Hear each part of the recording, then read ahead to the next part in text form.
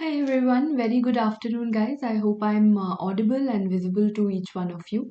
Welcome to this YouTube session, and this was an entire week, a ritual of a week that we conducted, and I hope it was beneficial for you in some way. So, starting this Monday, we had decided that up till today, we'll be having a double class, that is from 2:30 to 3, we'll be having the YouTube session, and then thereafter, all of you know that we were having the open house.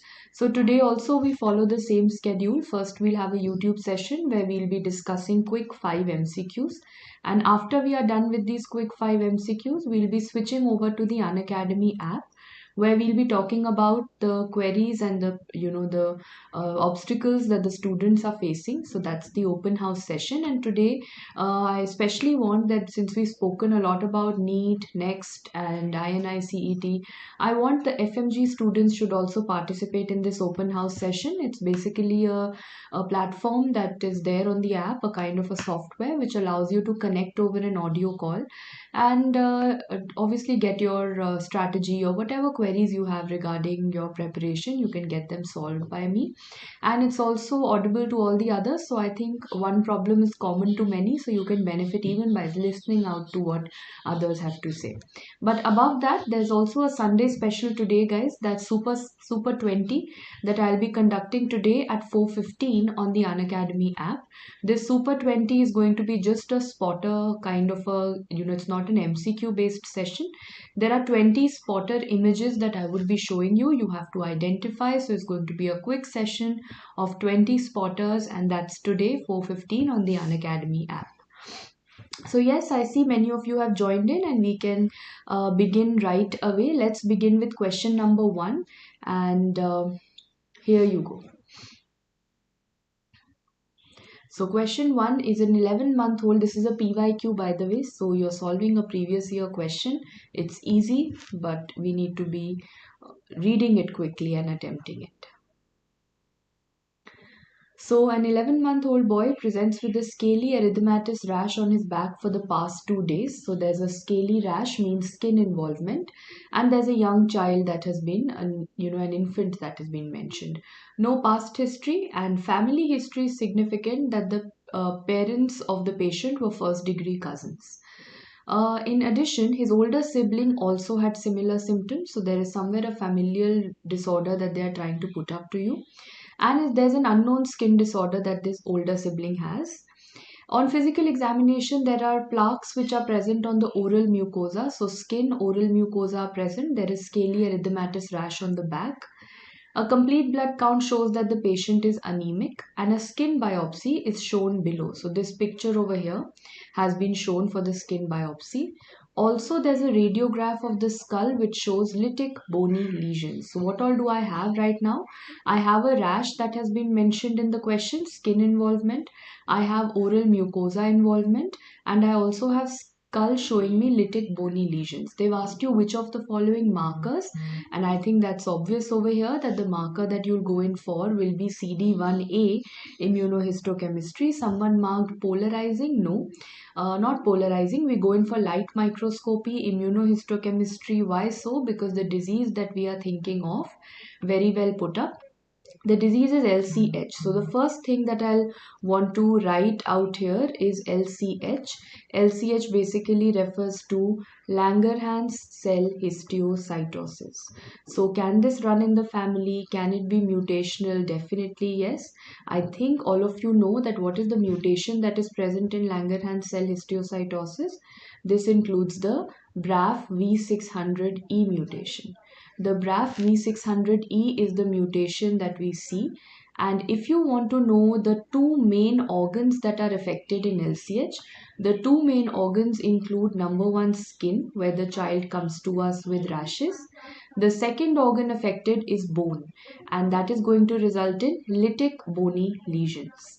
So I'll give you one very simple, trick in the exam which many a times helps us. That if somewhere a child is mentioned with lytic bony lesions, so like over here we had an 11-month-old or a 2-year, 4-year-old kind of child is mentioned with a lytic bony lesion, you should always think of LCH.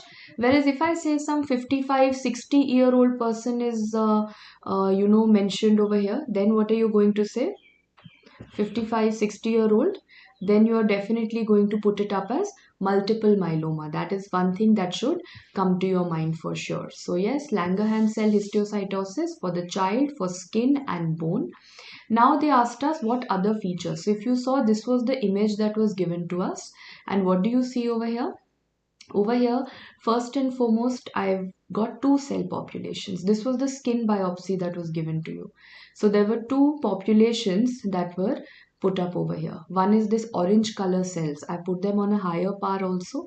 What are orange color cells? Which inflammatory cells are orange in color? I think everyone knows that these are the eosinophils. Other than that, there's another cell population over here which I can see where the nuclei have a line in them. I think we enlarge it and you will be able to see. Yes, there is something known as a coffee bean nucleus. So what does the light microscopy show us? Is that the reason that sometimes one of the forms we also call it as an eosinophilic granuloma. Eosinophilic granuloma because there is lots of eosinophils that you see over here. So on microscopic examination, if you write down the points that you notice, number one, you are going to see the eosinophils, and number two, you'll see the coffee bean nuclei. Now they ask you what immunohistochemistry markers can you put. So if I ask you the IHC over here, IHC immunohistochemistry is a light microscopic thing. And one of the best markers that we have is CD1A. But other than that, guys, can you help me with other markers also other than CD1A? We have another marker that is CD207. And we have another two markers which include, I hope everyone remembers that, it includes S100 and HLA-DR. So this is the entire list that you have to recall and you have to remember for LCH. I'll repeat: CD1A, CD207, S100 and HLA-DR. I hope that's okay with everyone. Yes? But is this the final and the best method of diagnosis? No. If someone asks us what is the gold standard, so the gold standard over here is mentioned, that is electron microscopy. Gold standard mentioned over here is electron microscopy. So what do I see? I think the very famous appearance which can be seen by all, the tennis racket appearance. Yes. So I think this question is like known by every student right from second year when you enter into path. This one image you remember till the day you give NEET PG and beyond. That tennis racket appearance on electron microscopy is the gold standard that we have. So now coming back, if the question would have asked me, here they asked me which immunohistochemical marker. So I answered CD1A. If the question would have asked me which of the following is the gold standard that I should have marked is electron microscopy. And I hope the image is also clear with everyone. You can see these orange color eosinophils and you can also see that coffee bean appearance. So question number one sorted for us. Question number two happens to be a spotter and two images. Let me know whatever you feel is the answer over here.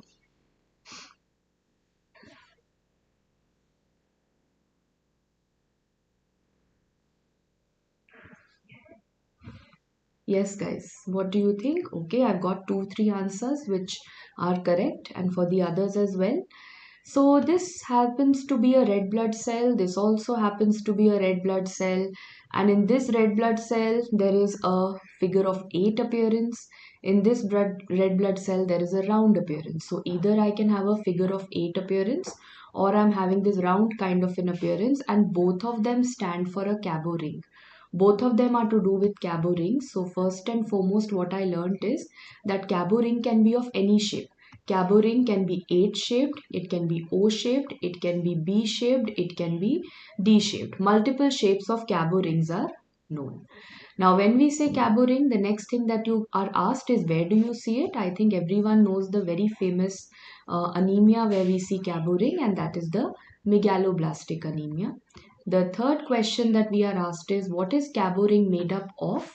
It's, if you look very carefully, it's like a thin fiber. Now you are twisting the fiber in different shapes. Either you're making a figure of 8 kind of a shape, or you're making a round shape or a B or a D. So it's one fiber which is just twisting and turning into different shapes because it is nothing but a mitotic spindle.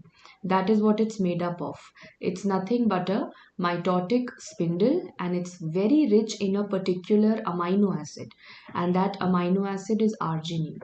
It is extremely rich in amino acid, that is arginine, and they are mitotic spindles.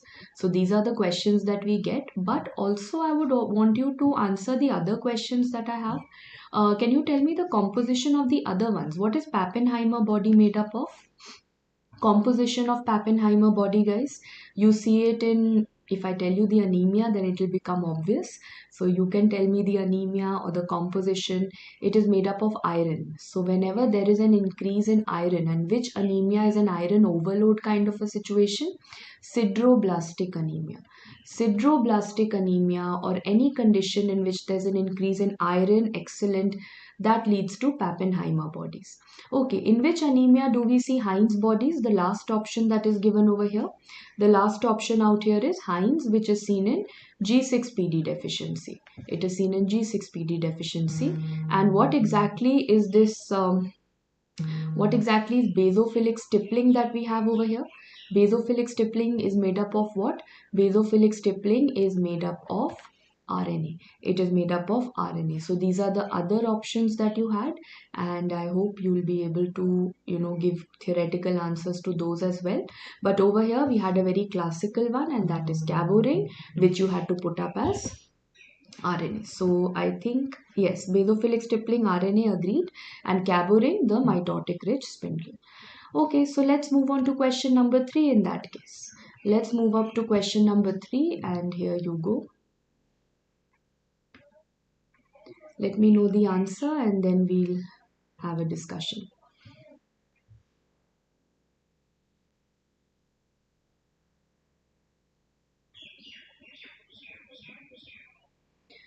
Okay, so I've started getting answers. Seems to be an easy one. The image also, the description also, and obviously it's easy to pick up. We are talking about a case of diabetes. And firstly, the image also itself was a spotter enough. But still, when I saw this is not just a routine diabetes, I would say certainly organ damage has started, because blurring of vision has been mentioned over here. Kidney involvement in terms of proteinuria has been mentioned over here.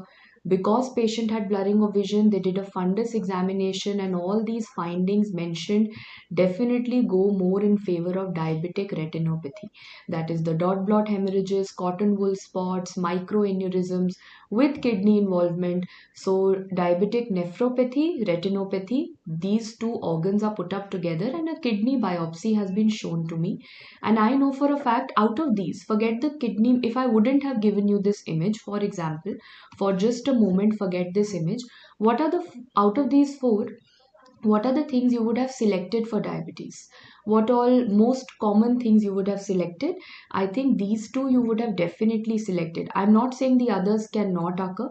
Diabetes is a very wide spectrum thing, but the two main things you would have selected would have been KW lesion and Armani-Epstein lesion. But when I give you this picture over here, then obviously the answer becomes KW lesion. So firstly, what is a KW lesion? Then we'll come to the other one also.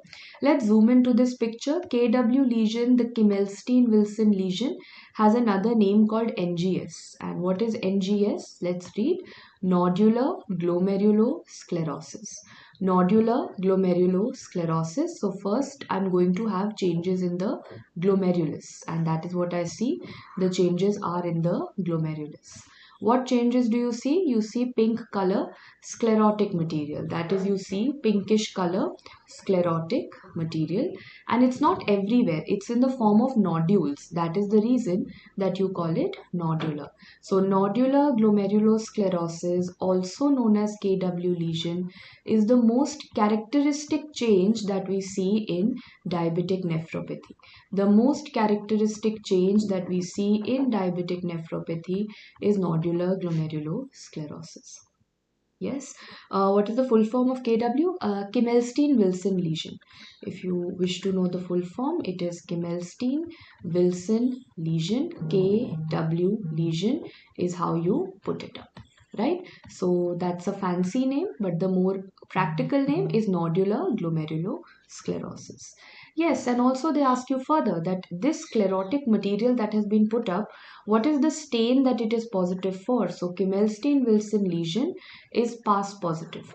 Kimelstein-Wilson lesion is PAS positive. So when I get back to the question, I can definitely see that nodular glomerulosclerosis happening over here, and I think of a KW lesion.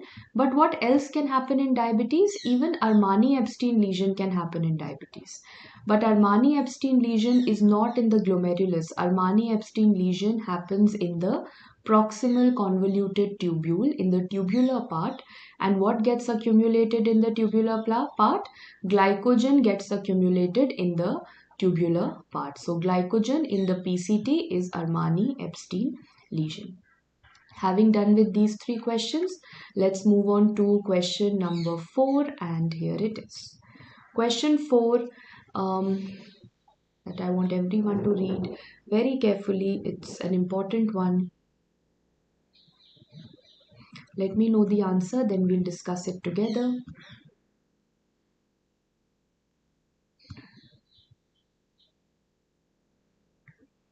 Okay, so started getting a few answers, and okay, Dr. Salman has a question about the previous one also. Glycogen will appear clear. Yes, whether I talk about glycogen or I talk about fat, these are the things that tend to appear clear and white.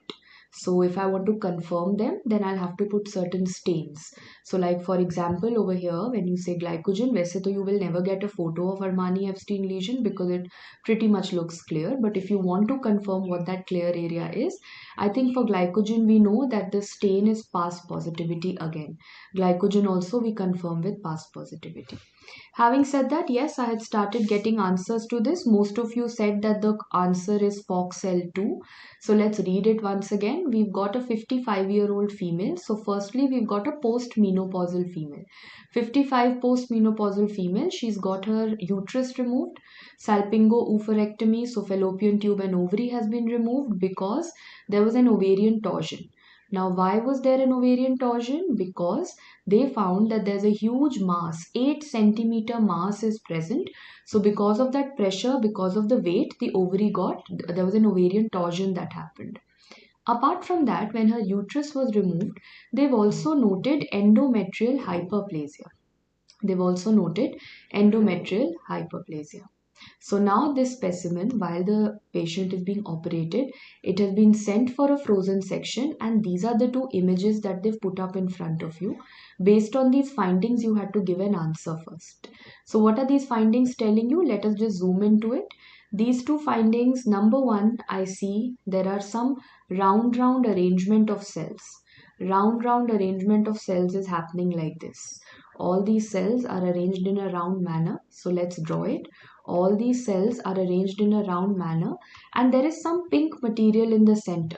There is some pink material in the center. This is known as, when they say ovary, and you see this kind of a morphology, this is known as the Cole-Exner bodies. I hope that's okay with everyone. Point number 1. So this picture had to be identified by all those Cole-Exner bodies that they've given to you. But other than Cole-Exner bodies, what else do they show? They also show you the coffee bean nucleus. They also show you the coffee bean nucleus, which can be seen. So which tumor am I talking about? Granulosa cell tumor shows you two findings. Number 1, Cole-Exner bodies. Number 2, coffee bean nuclei. And what else are going to be the features which will help me come to the diagnosis that this was the mutation? So remember these salient features for granulosa cell tumor, always the question revolves around these only. So granulosa cell tumor occurs in granny. When I say granny, I basically mean postmenopausal females. So granulosa cell tumor, granny, most common age group, that is postmenopausal. Then since it is a tumor that occurs in the ovary, we have to talk about everything to do with girls. Ovary, so everything to do with females and to do with girls. So this was our mnemonic that we had made. So some of the places, you tend to learn it like a story, and it always helps. So what is the story that we learned? So when it comes to girls really like to drink coffee. Girls love to talk on the phone. So coffee se yaad aayega coffee bean nuclei. They love to talk on the phone. So they talk a lot on the phone. So call exner bodies are seen in this. Then, whom do they call? So, calling the ex, calling your ex is something which should be prohibited, which should never be done, which should be inhibited in life. So, calling the ex will remind you that the marker of this tumor, the tumor marker, is inhibin. And if someone is calling their ex, they are very clever and they are very smart and clever. So, means they are foxes, they are clever foxes. So FOXL2 gene mutation. So this was actually a story which one of the students had made. Once I was telling a mnemonic, my mnemonic had ended on drinking coffee and calling, but probably that student had some really bitter experiences in life. So that student came up with that calling the ex is something that should be inhibited, that is inhibin, and then someone who calls their ex is very, very smart and very chalu and very clever, and what all that student went on saying. So then labeled it as FOXL2, that is clever foxes. So I think this story probably stems from some bitter experience, but not one bitter experience should remain with you, but definitely can help you in your studies. So who said that bad experiences only put you down in life? Bad experiences become mnemonics and even help you in life. So when I came back to this, is this. So here we had everything which was fitting it on over here, right? So firstly we have a postmenopausal female. This is fitting very well. Then we have both these pictures. Someone was asking me, are both these pictures colleagues bodies? Yes, they are. Then after that, the mutation was asked to me. So I think you will always remember that the mutation is FOXL2 gene mutation, right? Now, one more thing which I have highlighted separately was that this female also had endometrial hyperplasia. Do you expect endometrial hyperplasia in a postmenopausal female? See, as far as we know that endometrium hyperplasia should occur when estrogen levels are more. Endometrial hyperplasia should occur when there is more of estrogen in the body, and I don't really expect that in a postmenopausal female. So this means granulosa cell tumor is that tumor which releases estrogen. So imagine the ovary, there's a tumor in the ovary that is increasing the estrogen levels, as a result of which this 55-year-old female is coming to you with a bulky uterus. She's coming to you with endometrial hyperplasia. So that is also something that is going to help us in the diagnosis. So this was like a classical question, and I know once now that you know this story, I really don't think any question on granulosa tumor is going to get wrong. That's not happening. 4 questions done. Fifth one is just a spotter, especially for the FMG students. This is your PYQ. So quickly give me the answer to this, because I think this we can wrap up in 30 seconds. It's such an easy one. 19-year-old male patient, fatigue, fever. 19-year-old, fatigue and fever, blood count 1,20,000, peripheral smear shown to you.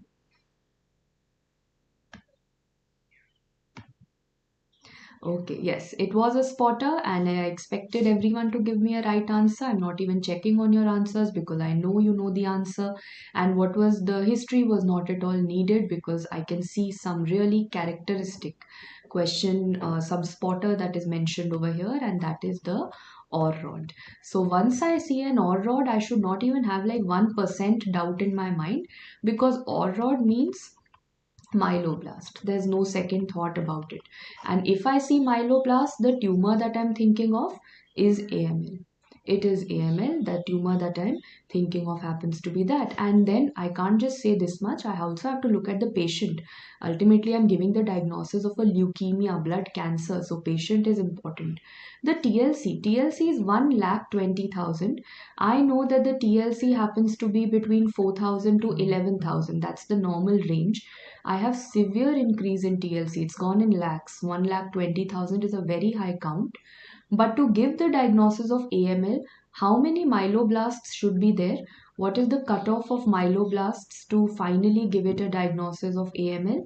And that is going to be 20%. So blast count should be more than 20% if you want to give the diagnosis of acute myeloid leukemia. I'll show you more blasts. This was the one that was given to you in the question, the OR rod. This is another picture which you should see. In these also you can see one rod over here. In this also you can see one rod over here. So these also happen to be myeloblasts. So as soon as I see OR rod, myeloblast is something which is the next thing that, and next and the only thing that has to come to my mind. So this was the easiest and the spotter question of the day, which wraps up with our 5 questions that we had to discuss. Well in time, we have ended. We'll take a 5-7 minute break as always, and within 5-7 minutes, we'll be meeting on the Unacademy app for our open house session. Especially the FMG students, do join in. Any queries pertinent to your preparation, do put it up. And after that, today, because it's a Sunday special day happening, we've been having classes since morning also. So we have another class today at 4:15 p.m. It's going to be just a spotter session. 20 spotters that I'll be showing you at 4:15. So we'll keep it short, 20 spotters, and then that's wrap it up. So that I'll be meeting you on the app at 4:15. Okay, so yes, thank you so much for joining in, guys, and I'll meet you in exactly 5-7 minutes. Let's go up for the open house and keep your questions ready, and I hope I'll be able to solve them. Any queries, any confusion that you're having, or any obstacle that you're facing, please do put it up. Right. Thank you so much. Thank you.